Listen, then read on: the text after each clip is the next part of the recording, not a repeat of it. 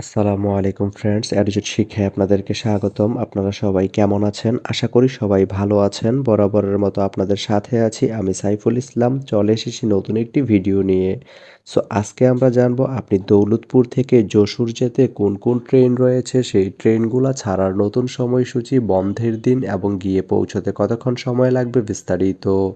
তো আমি যদি আপনাদেরকে ট্রেনের সময়সূচিগুলা বলে দেই, আপনি দৌলতপুর থেকে যশোর যেতে প্রথমেই যে ট্রেনটি রয়েছে সেটি হচ্ছে বেতনা কমিউটার। বেতনা কমিউটার ট্রেনটি দৌলতপুর থেকে ছাড়বে সকাল ৬টা ২৯ মিনিটে এবং এটি যশোর গিয়ে পৌঁছবে সকাল ৭টা ২৬ মিনিটে। মঙ্গলবারের দিন এই ট্রেনটি বন্ধ থাকে। এরপরে রয়েছে রকেট।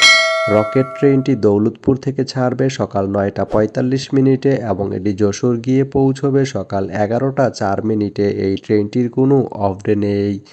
এরপরে রয়েছে মহানন্দা। মহানন্দা ট্রেনটি দৌলতপুর থেকে ছাড়বে সকাল ১১টা ১৮ মিনিটে এবং এটি যশোর গিয়ে পৌঁছবে দুপুর ১২টা ৪১ মিনিটে। এই ট্রেনটির কোনো অফ ডে নেই।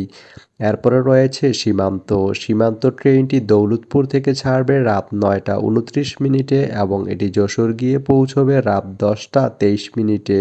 সোমবারের দিন এই ট্রেনটি বন্ধ থাকে।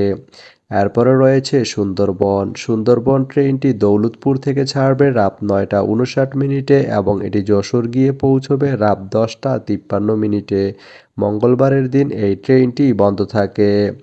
এরপরে রয়েছে নকশিকাথা। নকশিকাথা ট্রেনটি দৌলতপুর থেকে ছাড়বে রাত ১১টা ২৫ মিনিটে এবং এটি যশোর গিয়ে পৌঁছবে রাত ১২টা ১৮ মিনিটে। এই ট্রেনটির কোনো অফ ডে নেই।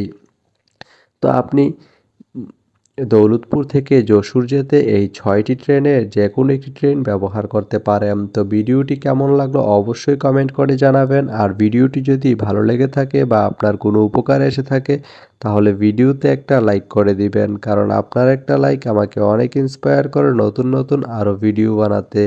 তো ধন্যবাদ সবাইকে ভিডিওটি এতক্ষণ ধৈর্য ধরে দেখার জন্য। ভালো থাকবেন, সুস্থ থাকবেন, অ্যাডিজেট শিক্ষার সঙ্গেই থাকবেন।